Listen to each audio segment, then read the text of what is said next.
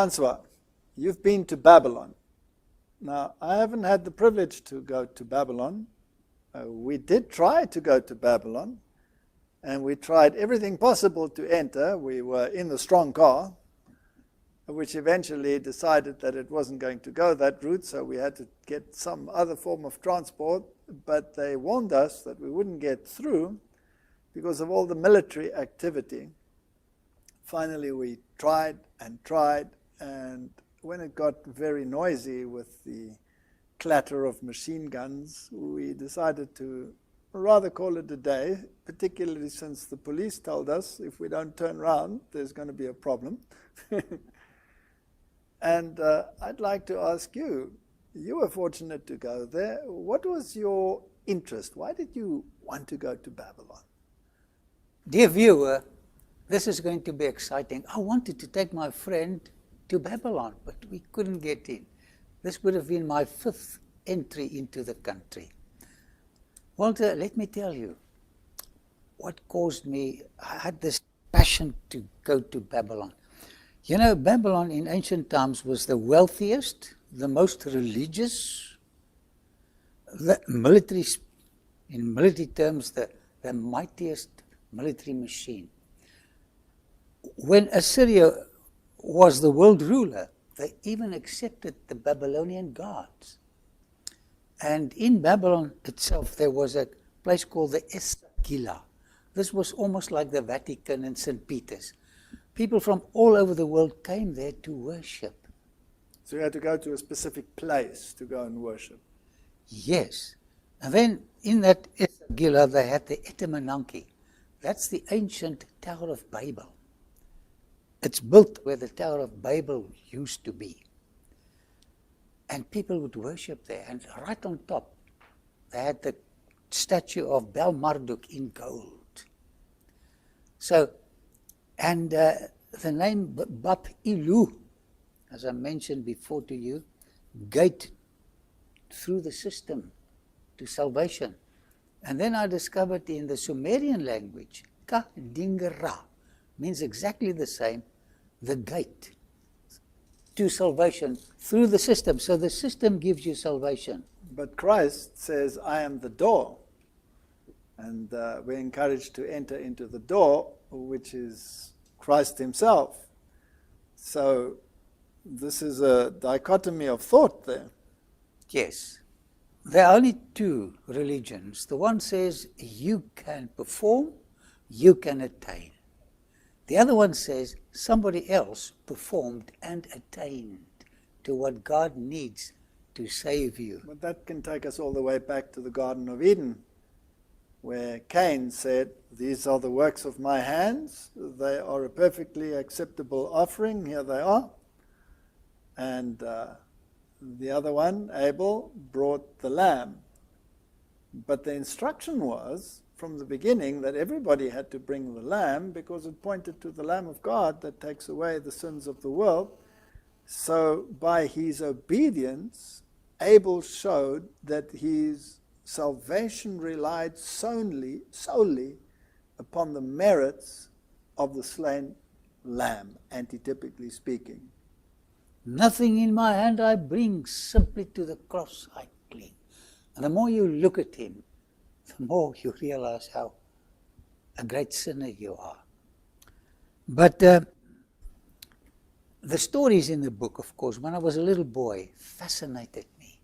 That golden image, and especially the story of the 3 friends of Daniel that landed in the furnace, and then Daniel in the lion's den. Man, I love those stories. You know, I like the story about the fiery furnace. Because, you know, we discussed earlier that the devil is the master of reversal. And he has this theory that he's put out in the world that if you are lost, you will go to the fiery furnace, and there you will burn for all eternity. But if you look at the Word of God, God is a consuming fire. If you cling to sin, you will be consumed by the fire. If you relinquish sin, then the fire will do nothing to you. So those three friends, they didn't even have the taint of fire upon them, not even the faintest aroma of fire on them. And the Bible tells us that when Satan was a covering cherub in heaven, he walked amongst the fiery stones. And the redeemed will stand on a sea of glass mingled with fire. So it seems to me that heaven is a very fiery place, but the fire does nothing to you. And Satan reverses it and makes it a place of condemnation. I like that, Walter. But you know, let me tell you a story. I wanted to go there. I organized to go there, and a few people came with me. We first went to Israel. That was a mistake. Then we went to Jordan, and we were sitting in a hotel waiting for our group visa to come from Lebanon. We couldn't get one in Jordan. Just before the bus left for Babylon, they brought the group visa. That was the first miracle. And then there were 5 Now, why was it a mistake to go to Israel? Because of the stamp? Oh, yes. So what happened there, Loretta, my daughter, had suitcase stickers from Israel with the Israeli language on the Hebrew language. So before we got to the border, there were 5 Iraqis on the bus.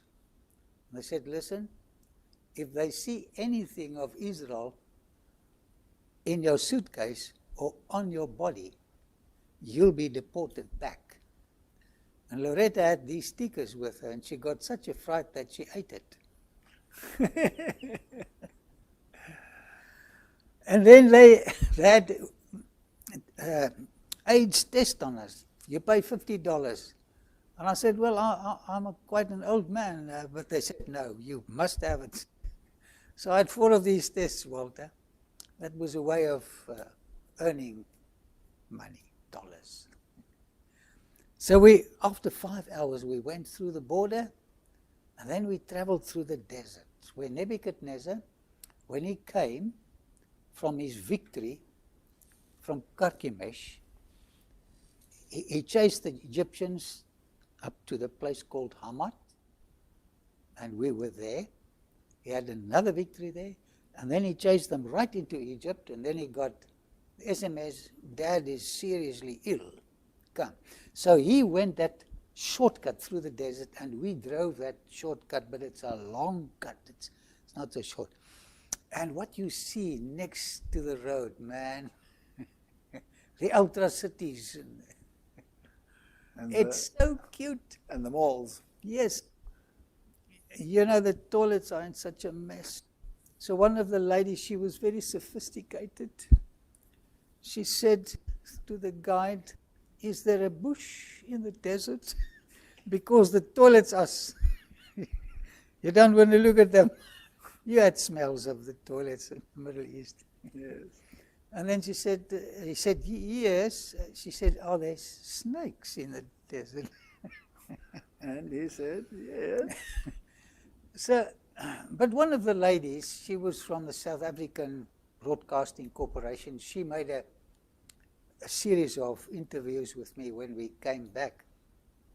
She just laughed. She said, this is so strange, you know. So it depends on your outlook on life. I told the driver, when you get to the Euphrates River, please stop. And he stopped on the bridge. And in Greek, I called out, Eurusko. I found it. You found the Euphrates River. Oh, it's not particularly small, so... Well, it depends on the season of the year, you know, and some places it's very huge, more than 1 kilometer wide. But I realized that here I see the river mentioned in the book of Revelation, and in ancient times, this was the border for God's people, the Euphrates. The enemies were beyond the border. So this meant much to me. Now this name, Euphrates, it has an important connotation in the symbolism of the Bible, because it's not only used in a literal sense, it also represents the people and the multitudes that feed Babylon, for example. So when you're standing at it and you're reading about it in the Bible, there are many things that you have to take into account. Oh, this was so precious to me, so precious to me. Another time we went down to Ur in the Chaldees, and we stopped again at the Euphrates, and Loretta came out, and she flew. She still has the marks, the scars of the fall at Babylon, the Babylon's river, Euphrates. So was she demonstrating the fall of Babylon, or? Man, I think she had something in mind. Now, Ur, how far is that from It's Babylon? 6 hours drive from Baghdad to Ur of the Chaldees. Now, as far as I read in history, the city of Ur was a very modern city. Didn't it have toilets that were cleansed with water and very hygienic? And Inside toilets. And so this idea that the ancients were primitive and didn't have modern amenities is not borne out by the archaeological record. They were very sophisticated. You're right. And by the way, Abram heard God's voice calling him out of Babylonia. He was the first person mentioned to come out. So there were actually two calls to Abram, weren't there? The one at Haran and the one at Ur. So Ur was the first call, First call. and then he got stuck. He got stuck at Haran. Yes. And what held him up? Man, they did some business there, and the old man was still alive, Terah. And he thought, well, I'll stay with the old man. He was getting weak. But when he died, right at the funeral of his father, the voice came back to him. Leave your family. Leave everything. And archaeology says he never lived in a city again. He spent his entire life living in tents. Now, if you go to the book of Revelation, then you also find two calls out of Babylon. Well, the first one is just an announcement that Babylon is fallen. But the second one is a call out. So Babylon is mentioned twice. There are two calls out of Babylon. Isn't it interesting that there were also two temple cleansings? You know, you have to study ancient Babylon to appreciate the mystical one in the book of Revelation.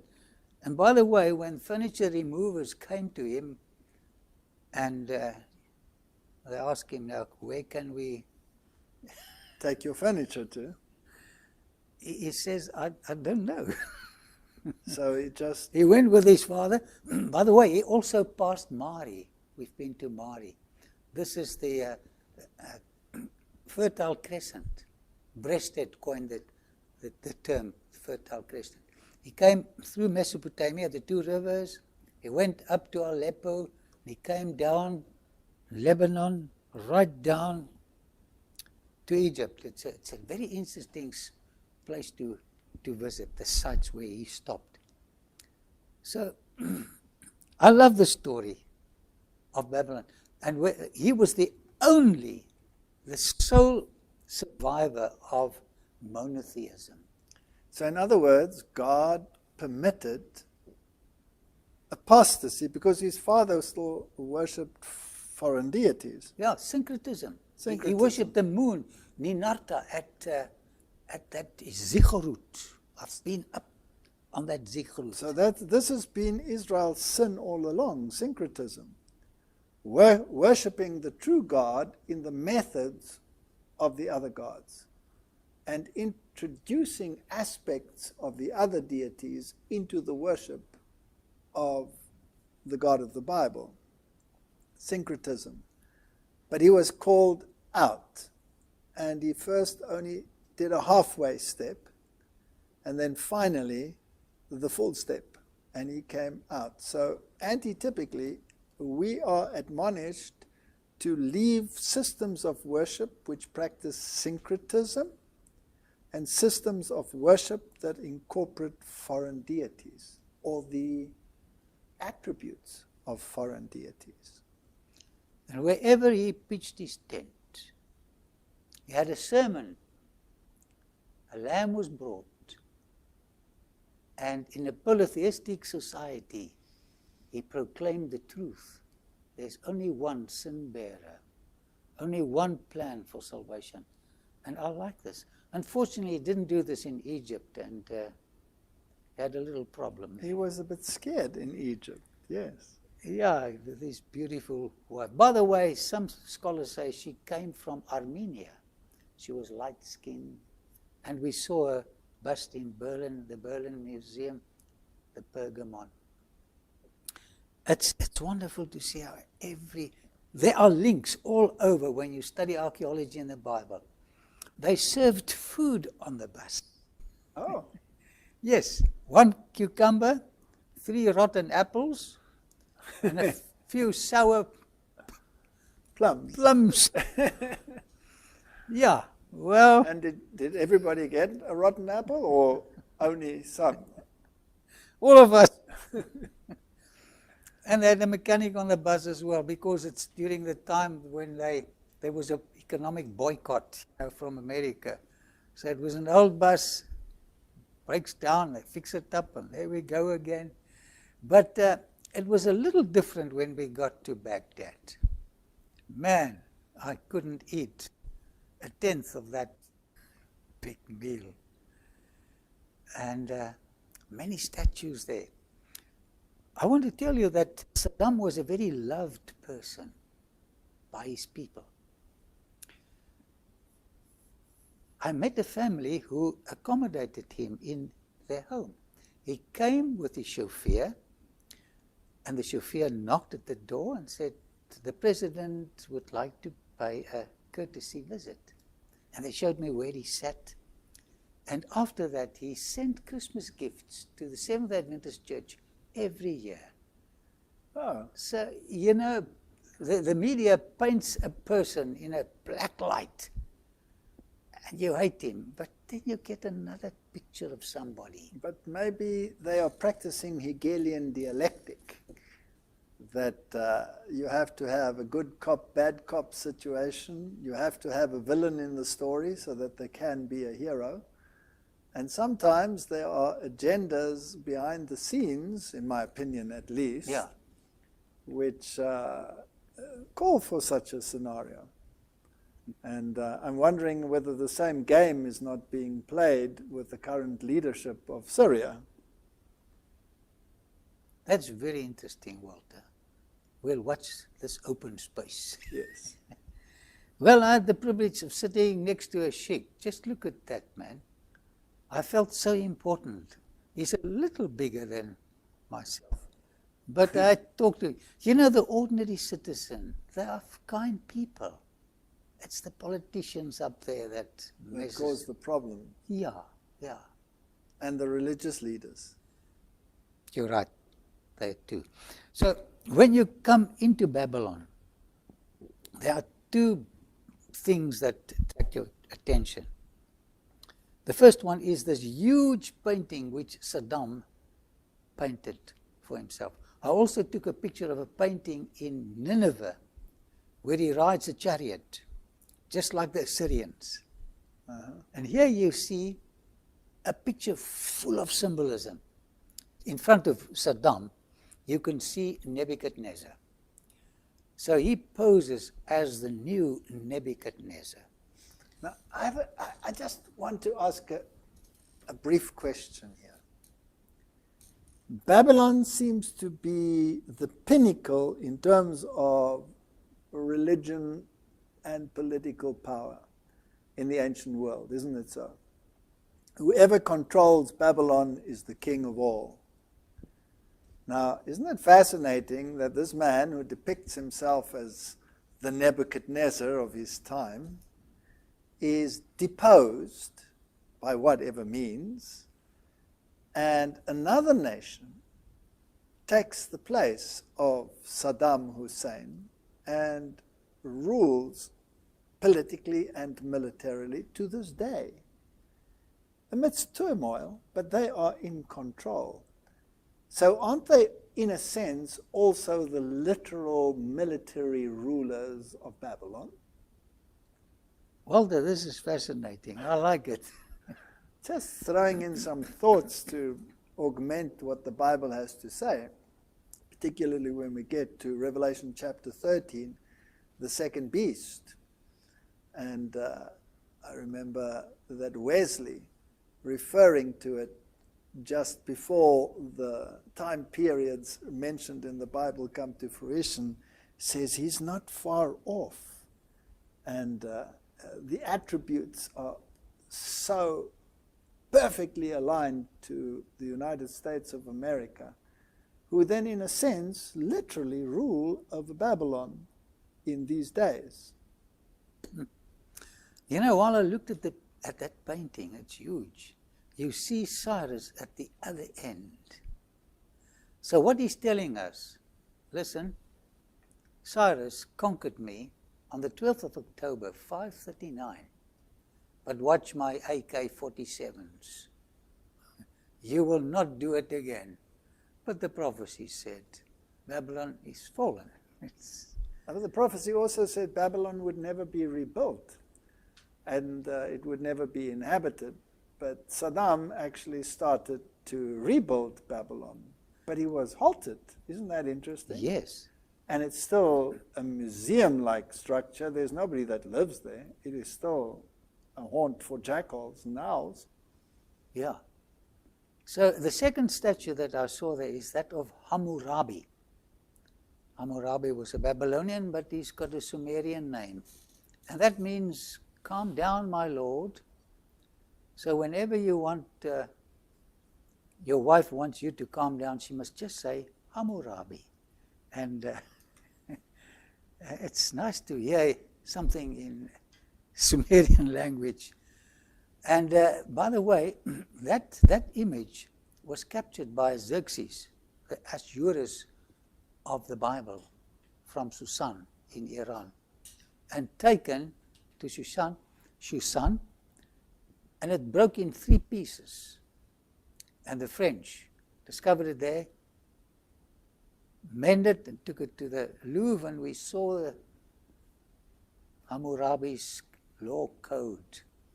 Now, Francois, this great Babylonian edifice that will never be rebuilt and was such a powerful institution, typologically, when God destroys antitypical Babylon, it will never be rebuilt.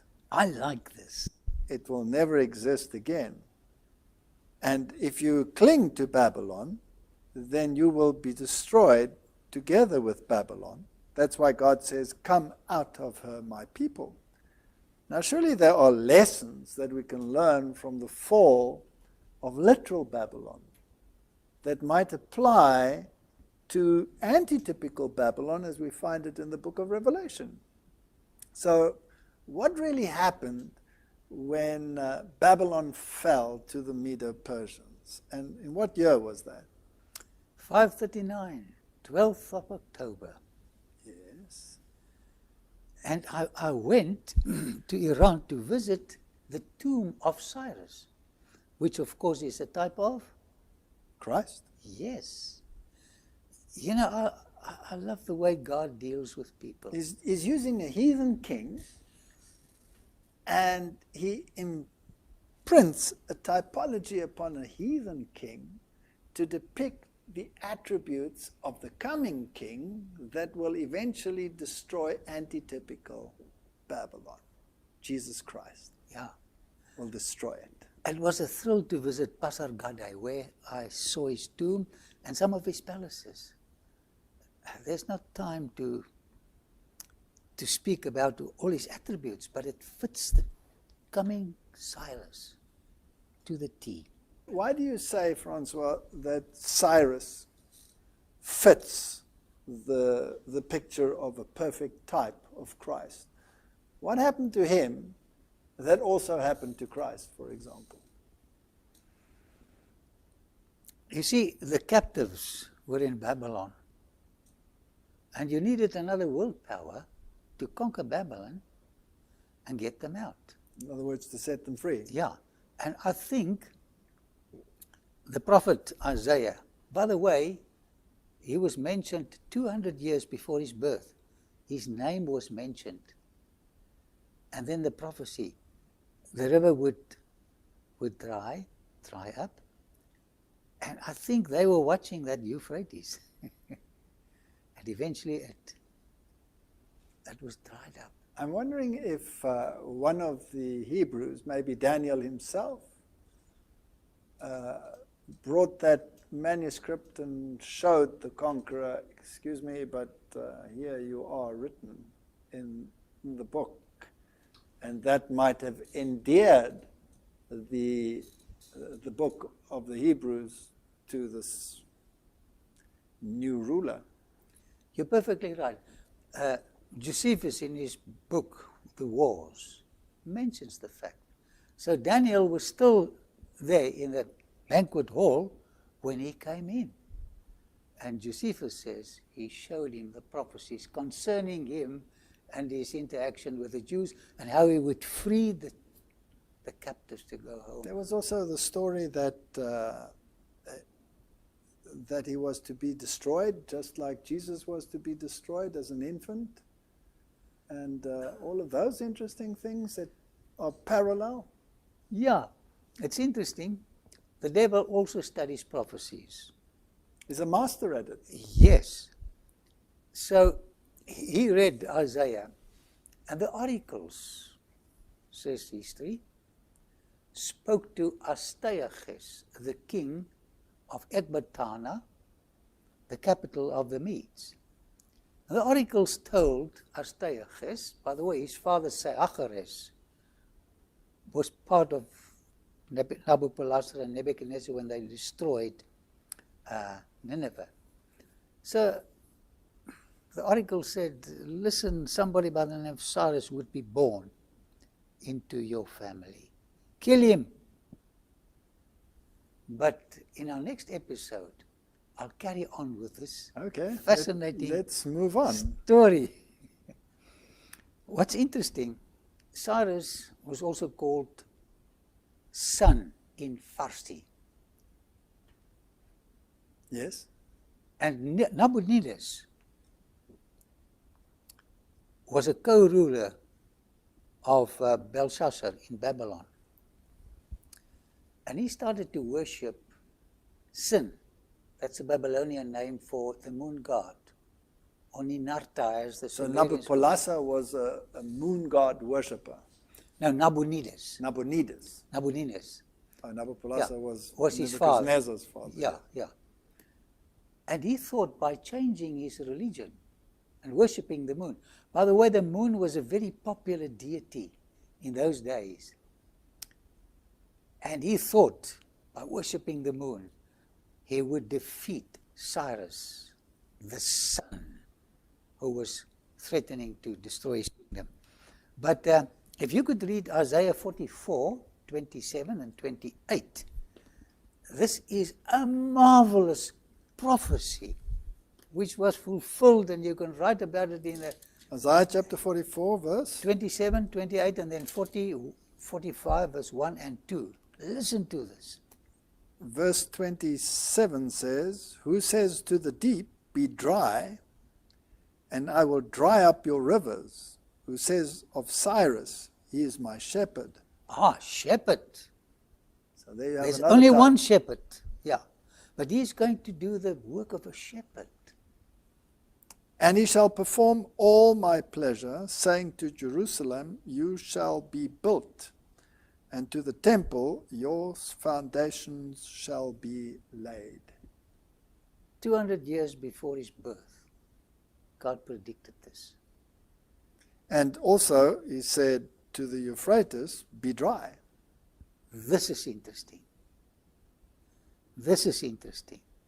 Because there's an anti-typical drying up of the Euphrates in the book of Revelation. You have to study archaeology to appreciate eschatology in the book of Revelation. So if this stands for the peoples, the multitudes, the nations, the kings, then the support which Babylon had from the nations and the multitudes and the peoples would dry up, and they would stand destitute, and then they would be destroyed. Now, if Babylon stands for religious coalition, a religious coalition can only exist in the light of support from the peoples, the nations, the multitudes, etc., and the kings. And if that support base starts drying up, that means the point of destruction is at hand. Fascinating. You know, he was a brilliant builder. Nebuchadnezzar was a genius. You can walk through the ruins of the ancient city that was restored by Saddam Hussein, and in one section of the city, he had this cold storage. Well, in Babylon in summer, it's very, very warm. Well, it goes up to 50 and more. But when you walk into these storerooms, cold storage rooms, it drops. He had these huge blocks of ice coming from the Taurus Mountains down the Euphrates, and he stocked it in this cool storage rooms. Interesting. Yeah. Okay. Have you read verse 2? Of chapter 45. Yeah. Well, let's read from verse 1. Thus says the Lord to his anointed. So he's an anointed, just like Jesus is anointed. He's a shepherd. He's the anointed. To Cyrus, whose right hand I have held, to subdue nations before him and loose the armor of kings, and to open before him the double doors, so that the gates will not be shut. There's another miracle, because the gates were to keep everyone out. I will go before you and make the crooked places straight. I will break in pieces the gates of bronze and cut the bars of iron. That was another miracle. It was predicted. And I think the Jews who lived there, when they saw that night the gates are not closed, and then the river dried up, they realized that the king of the east came for their deliverance. Now, who do you think is the king of the east in Revelation 16? That's the king of the east who comes from the east. Well, isn't it interesting that the nations worship towards the east because they worship the rising sun? But the retribution also comes from the east. Although he is the actual king of the north, he comes from the east in his retribution to punish the nations. Yeah. In the British Museum, we saw the Cyrus cylinder. And when you read the Cyrus cylinder, and you read the fall of Babylon in the Bible, Walter, it's one and the same. It's one and the same. You know what fascinates me, Francois, is that Babylon is the ultimate symbolism used for false religion. Because that's also the place where everybody was united in apostasy towards God, when God confused the languages at the Tower of Babel. So Babylon, the Babylonian religion, is the core of opposition to God. And they also had male, female, and an offspring in their deities. So they had a mother and a father and child worship. That was the Babylonian religion. Now, although Cyrus is a type of Christ, only in the sense that he frees the people, sets the captives free, destroys Babylon, the religion that was practiced is also a false worship system. It's also a system of sun worship, Mithraism. And the antitypical Babylon that we find in the book of Revelation will have Babylonian components. So it'll have father, mother, child in its worship system. But it will also incorporate the system of worship that the Medes and the Persians brought with them, Mithraism. Now, I find it fascinating that Catholicism qualifies on both levels, because its structure upon which it is built, its plan, is based on Mithraism. But the core is the same as it was in Babylon, and you also have this God-king aspect, who is not only the head of the religious realm, but also of the political realm. That's why Rome says she has the swords, and she has the sword, the ecclesiastical sword, which is higher than the political sword and is subject to it. So we have the same systems.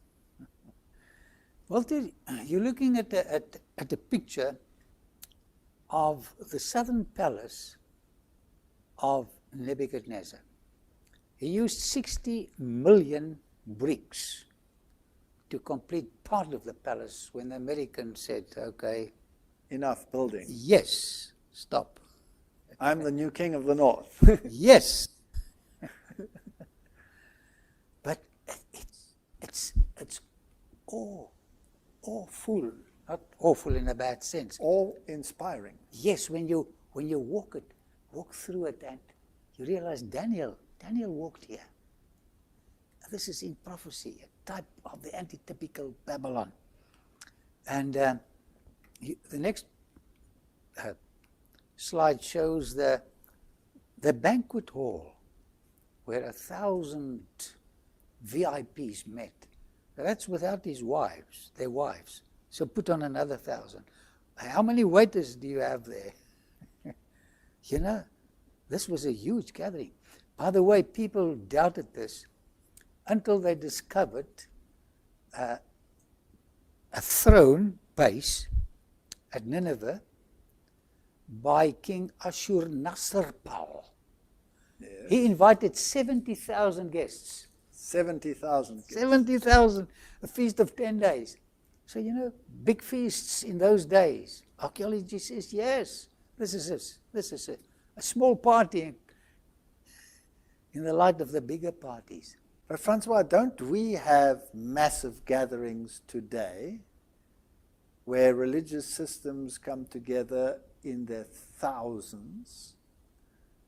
And, well, we have the same sort of arrangement as we had in Babylonian times, where music plays a very prominent role, and all kinds of music in the days of Daniel.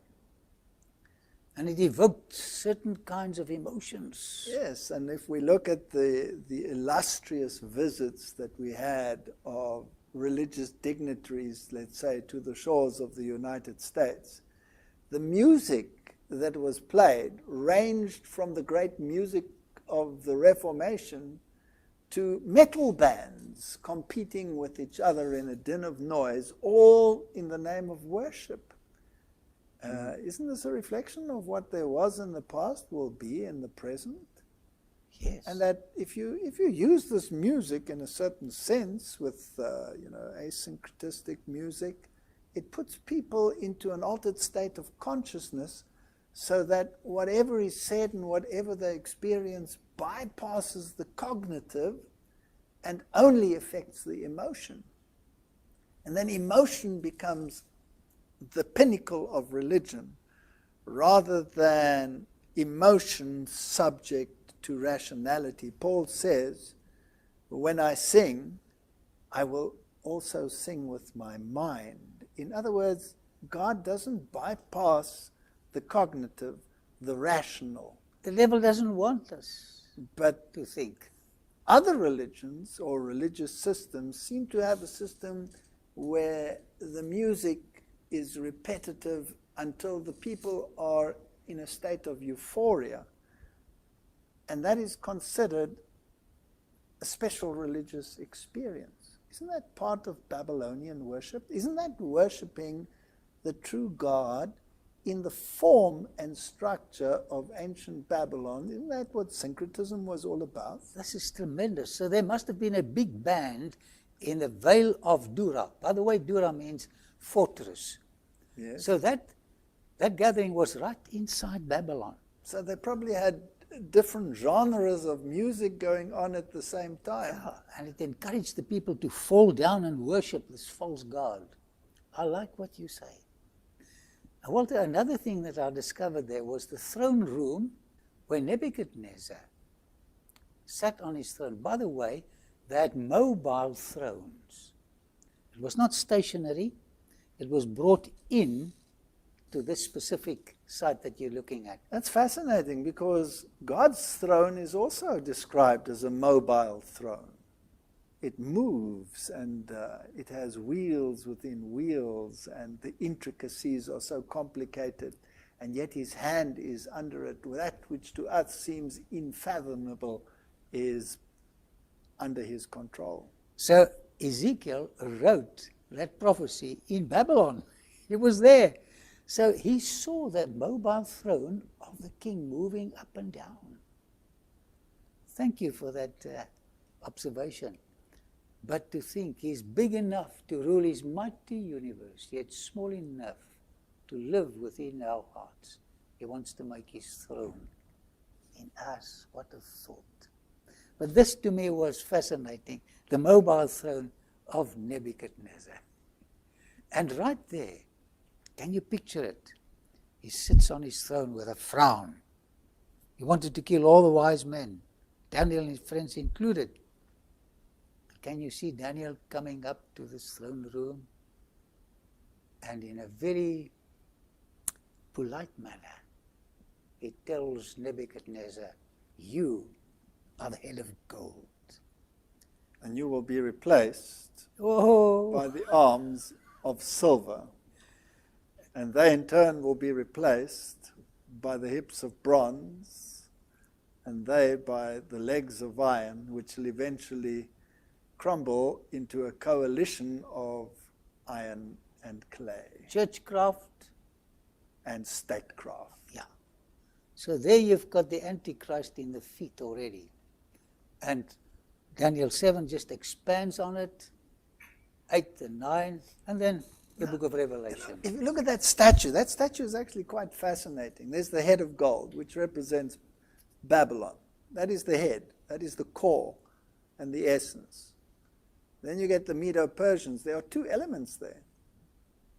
And these two elements are in two arms. And it's fascinating that if you look at that political system, that the Medes and the Persians weren't equally yoked when it came to the aspects of rulership. The one was more spiritually inclined in terms of rulership, and the other one more politically inclined. So it is also a symbol of church and state working together.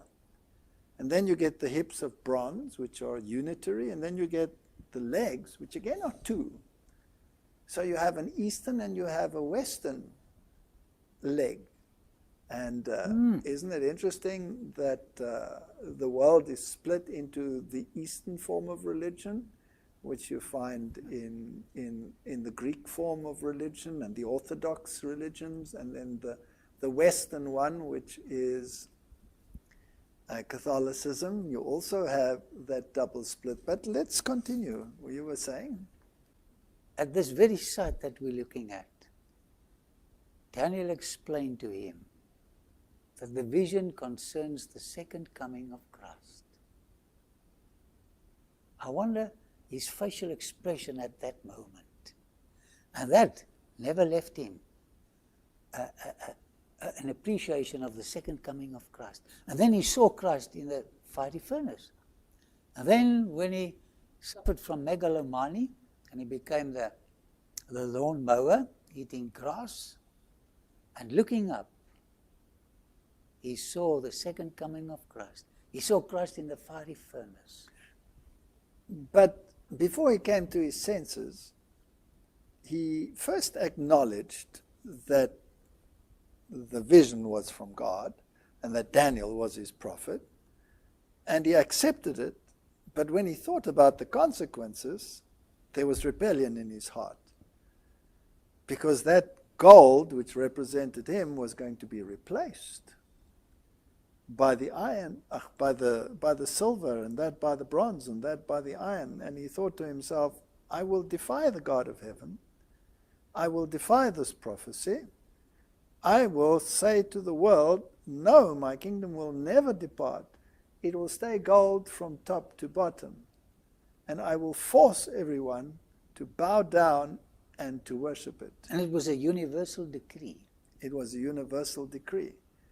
And if you didn't bow down to it, you were thrown into the fiery furnace. So there's an antitype coming as far as that is concerned. Now what fascinates me is that when you go to the antitype, which you find in Revelation chapter 13, where you have a description of the conglomerate beast, there's not a statue now which is gold from top to bottom, because there they are depicted in terms of the animals, the lion and the bear and the leopard beast and the terrible beast. But it is a conglomerate beast incorporating all the elements of all the kingdoms.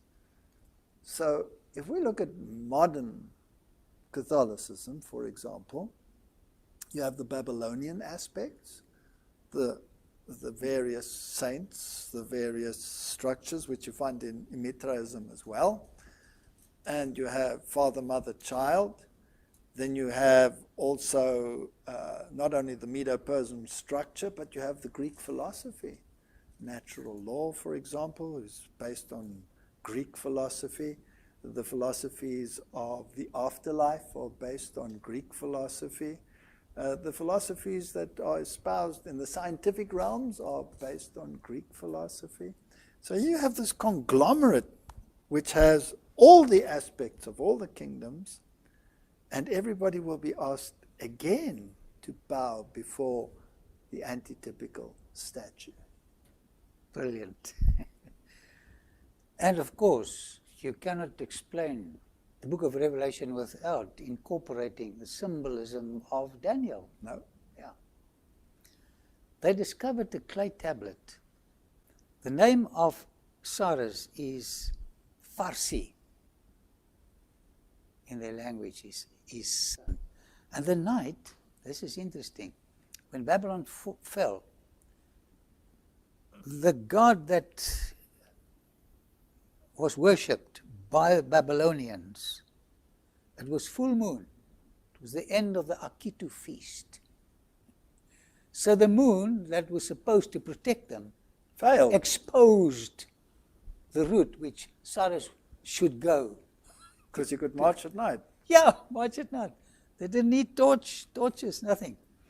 Now, they believe that, as I said before, that Shamash is not as powerful as Ninarta, the moon god. So they believe that Cyrus, who represents Shamash or the sun, would be defeated by the power of the moon, but it turned out to be the exact opposite. That's right. That's right. And it's interesting to read about the Akitu feast. It came just after the Jewish Passover. Now, in the occult world, Francois, they believe that Lucifer is the true Son of God, and that he is the eldest son, and that he is the true ruler who had a temporary setback, but he will again rule the universe. He will take back his rightful place. So in a sense, they are saying that their deity is stronger than the deity of heaven, and he will conquer. Isn't that the same as the Babylonian concept, saying that the moon god, and if we look at the symbolism of the moon, how often it occurs in the religious systems of the world today. That's interesting. And today it stands, of course, the moon also for the female deity. Now in that time, I think it stood for the male deity. He was a male deity. But the female deity, Ishtar, is also a moon goddess. And it's particularly in the form of the sickle moon, which represents the womb of the woman into which the son would be born. So who is greater, the one who gives birth or the one who is born? So the moon will overcome. And in Catholicism, it seems as though salvation is more dependent on Mary, which is the female aspect, representing the moon, than it is on the sun aspect, which represents the sun of righteousness. So again, you have the moon being elevated over the sun. If you could go to chapter 5 of Daniel. Oh, of Daniel. And let's read about the fall of the city. It's chapter 5, verse 24 to 29. 24 to 29. Then the fingers of the hand were sent from him, and this writing was written. And this is the inscription that was written, Mene, Mene, Tekel, Upharsin. Can you see a repetition of words there? Yes, there's a Mene and there's a And Mene. another Mene. Okay, carry on. And then it gives the explanation. It says, this is the interpretation of each word. Mene, God has numbered your kingdom and finished it. So he repeats that twice. Now, that's fascinating. And then Tekel, you have been weighed in the balances and found wanting. And Peres, your kingdom has been divided and given to the Medes and Persians. Now I just want to concentrate on Mene, your days have been counted. It speaks of two rulers, but the Bible only mentions one. And the critic says, here's a problem. There was only one ruler. Until they discovered the Nabonidus Cylinder. Yes. And here he tells us exactly what happened in those days. Where Nabonidus gives the kingship to his son, Belshazzar. Yes, they were regents. They ruled together. Now, Francois, Nabonidus, the father. No, yes, the father. Nabonidus, the father. He was more interested in the moon ecclesiastical side yes. than in the political side. Well, this is a good observation. And Belshazzar was more interested in the political side and partaking of wine and mixing with women than the father. So what you had here is an interesting co-rulership. And do you think we could find something like a Mene in the end times as well, where you have Walter, what a discovery. where you have I never thought of this. where you have a political aspect and you have a religious aspect in a coalition. And this was a coalition. You know, at Haran, he built a huge structure to worship the moon, and he appointed his mother to be the priestess there. He also built Who appointed his mother? Nabonidus Yes, to be he the appointed his priestess. mother. So there was a mother involved as well, Yes. as a priestess. And she was the priestess of this Haran worship center. And also they discovered at Ur of the Chaldees, he also worshipped the moon over there. So he promoted the moon cult. Now, women as priests were very prominent. Now, we're on very dangerous territory here. Perhaps I should leave it just there. Continue.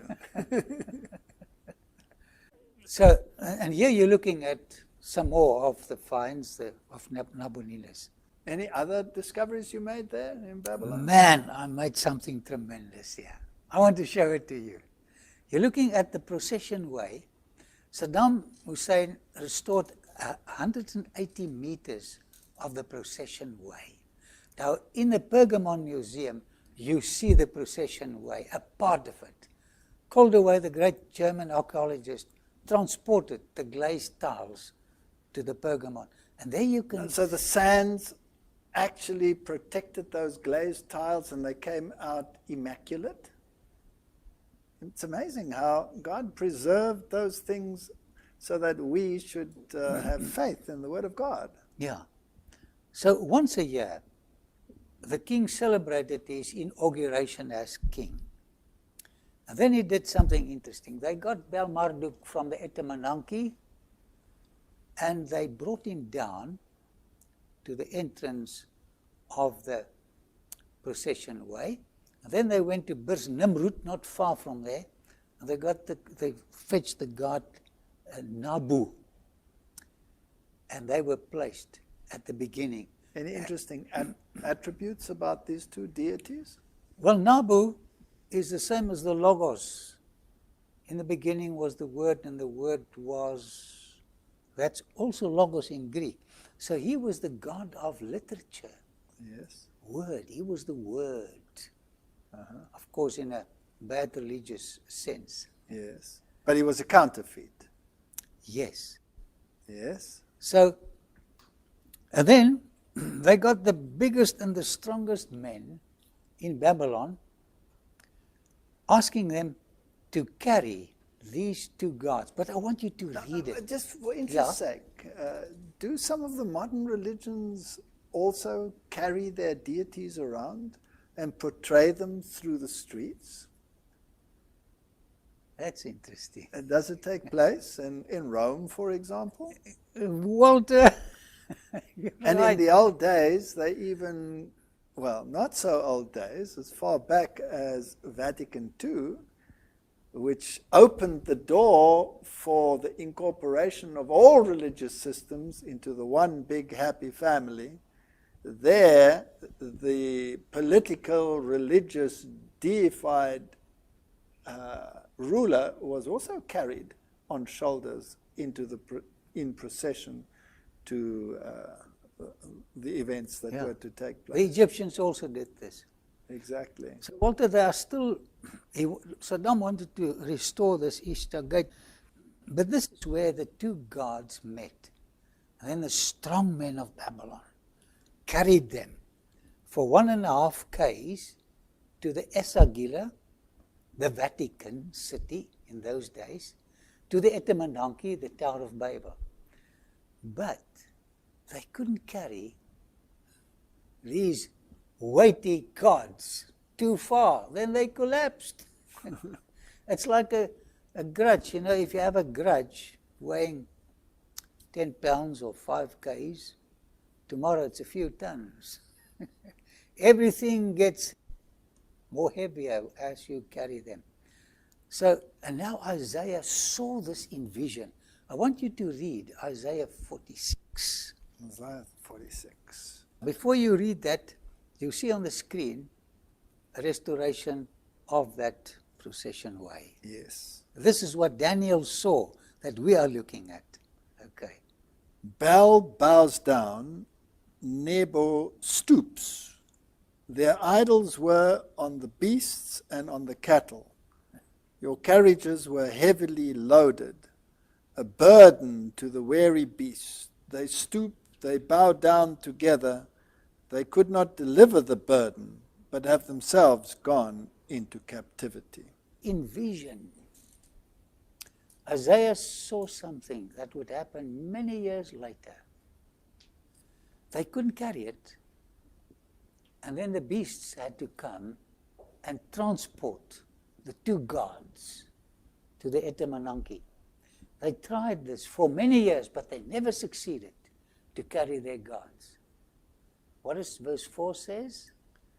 Verse 4 says, even to your old age I am he, and even to your gray hairs I will carry you.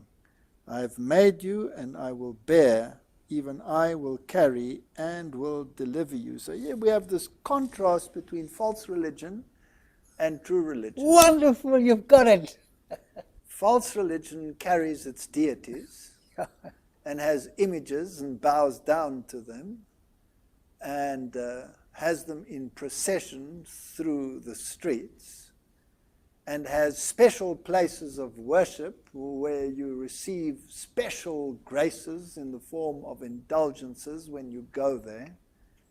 And true religion, in an omnipresent God, doesn't have to go to a particular place, spend a fortune to go there, but can find the deity of heaven as close as your closet and your very environment in which you exist at any moment in time. Isn't it marvelous to serve a God where you don't have to buy an expensive ticket to go and see whether you can have a meeting with him, but you can just go down on your knees and talk to him at any stage. And if you are wearied and heavy laden, you're never too heavy laden for him to carry you. I like this. And dear viewer, what Walter said is so true. If you are worshipping a religion which tells you to get to perfection, you will drop eventually. But if you allow God to carry you, you will reach heaven. So relax and let God take care of your salvation. Well, thank you for that. I want to tell you something else, man. When I stood there, I thought of Loretta. It says he will carry us until old age. When Loretta was born, she was a premature, but in those days the nappies were not waterproof. And on a Sabbath morning before... I don't think the Americans will know what you're talking about. I think you use the word diaper. Okay, diaper, thank you. If we have Americans looking at this. And when she sat on my lap, I suddenly felt heat, something warm, and I realized... You were getting a gift. And then she would vomit on my black suit, with a white spot here. But, she was in my hands, making a mess in my arms. But I love that child so much, I didn't drop her. And God is trying to tell us, as babies, we all made messes in our parents' arms. And we are making a mess in the Father's arms as well. How often you know what? But he will not drop you. And while I stood at that procession way, this thought came to me. My God will not drop me if I offend. He'll keep me and he'll carry me. The righteous fall many times, but they get up again. Yeah.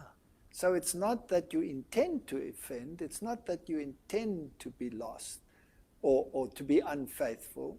You have this burning desire to be faithful, and through trials that God brings to you, he educates you into the consequences of this thing called sin until it becomes abhorrent.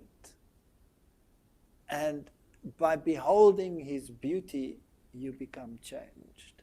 Do you remember what I shared with you concerning overcoming, be victorious? Tell me. The participle. Explain it. I was so worried, I wanted to reach perfection. And the more I tried, the more I disappointed myself. My religion was one of works and performance, and I failed. And then I checked the Greek. And overcoming in Greek is the participle. It's like walking, singing. It's a process where you strive to overcome. But you sit with this terrible, fallen human nature. I like the way Luther puts it in Latin. Simul, justice, et peccator. Simul is a word also in English. Simultaneous. Justice. Yes. Good.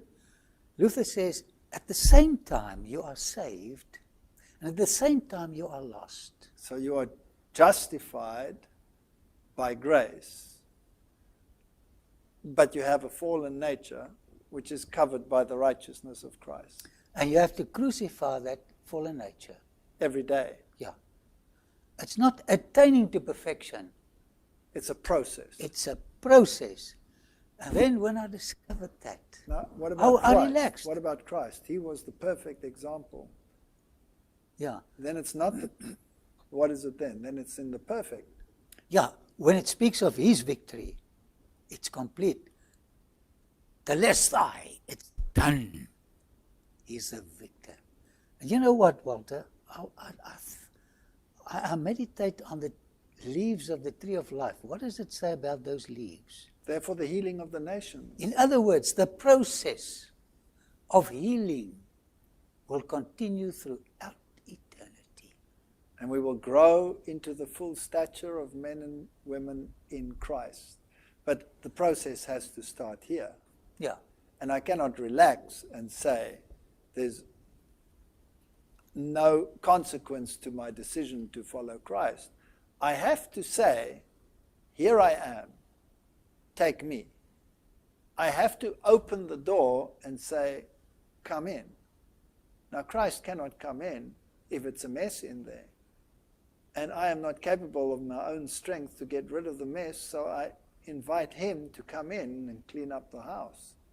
But tomorrow the house will be dirty again. But Paul says, I have to die daily. Yes. So only at the second coming, this fallen nature will be gone. Can you imagine? No conflict in your mind. Living for eternity with lovely, kind people. You can trust anybody there. I think it will be a marvelous place to be. God wants you in a better place soon. Let him gain the victories for you. Keep on confessing. Keep on getting up when you've fallen down. Walter, I must tell you in closing, I went to the Adventist church in Baghdad. It's a beautiful place. A beautiful place.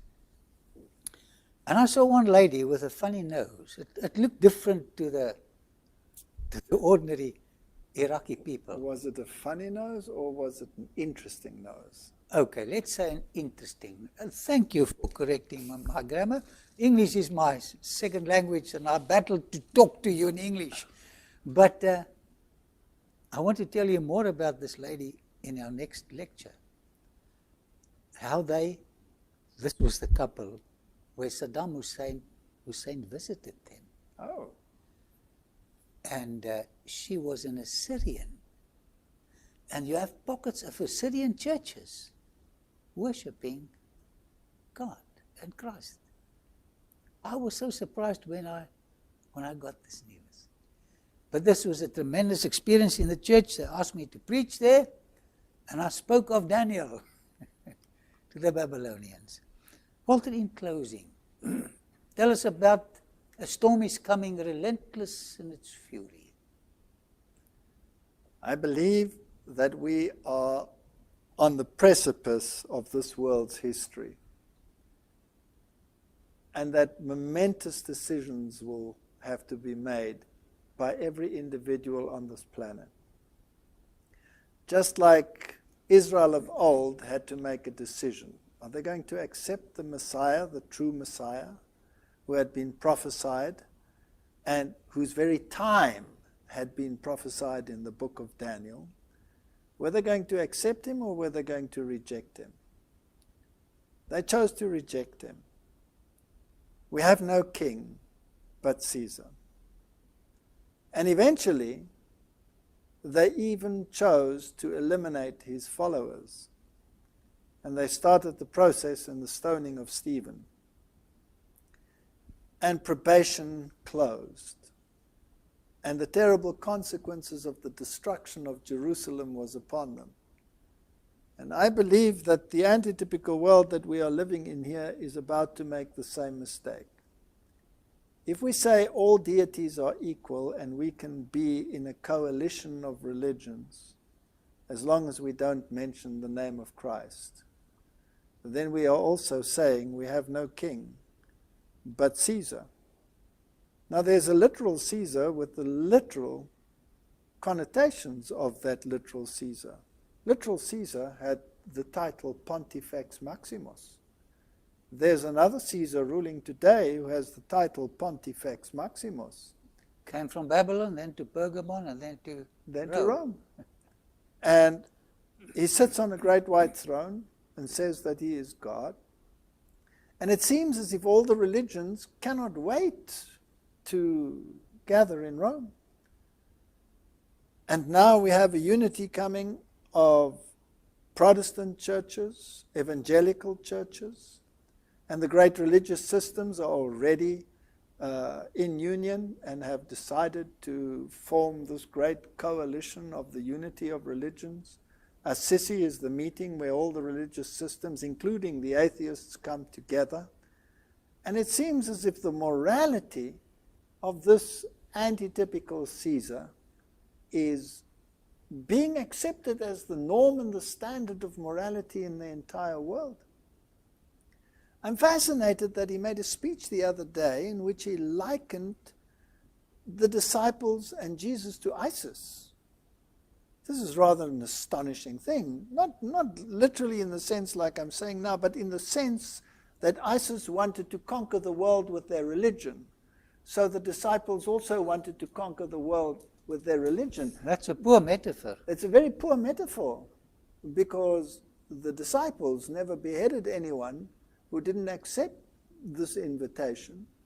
Neither did they blow up anyone who didn't accept this invitation, because Christ has a religion of freedom of choice. But it seems as if everybody is storming to the gates of Rome to accept this new king called Caesar. When I, for myself, have decided I have no king but Jesus. I cannot wait for the theocracy that is coming.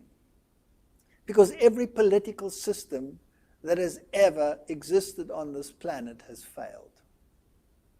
But there is one that will stand forever, and that is the kingdom of Christ. And that is the kingdom that I am waiting for. I have no king but Jesus.